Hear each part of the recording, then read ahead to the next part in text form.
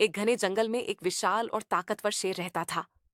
पूरा जंगल उसकी दहाड़ से कांप उठता था। सभी जानवर उससे डरते थे और उसकी बात मानते थे। शेर को अपनी ताकत पर बहुत घमंड था।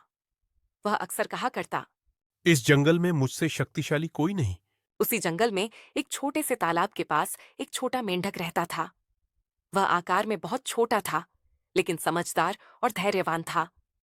वह हमेशा अपने काम से काम रखता और किसी से झगड़ा नहीं करता।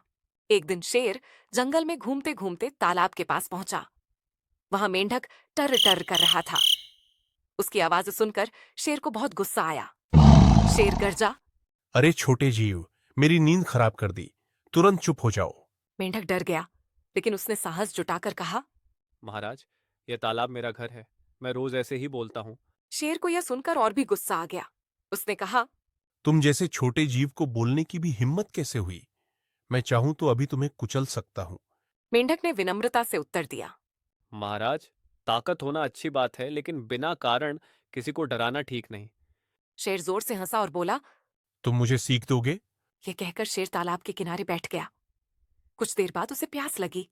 वह पानी पीने झुका, तभी उसका पैर कीचड़ में फंस गया। उसने जोर लगाया, लेकिन पैर और धंस गया। शेर घबरा गया और दहाड़ने लगा। उसकी दहाड़ सुनकर कोई जानवर पास नहीं आया, क्योंकि सब उससे डरते थे। यह सब देखकर मेंढक ने हिम्मत दिखाई। उसने पास के हाथी को बुलाया और शेर की मदद करने को कहा। हाथी ने शेर को कीचड़ से बाहर निकाला। शेर शर्मिंदा हो गया। उसने मेंढक की ओर देखा और कहा। तुमने मेरी मदद क्यों की? मैं तो तुम्हें डराता था। मेंढक मुस्कुराया और बोला। महाराज, मुसीबत में किसी की मदद करना ही सच्ची ताकत है।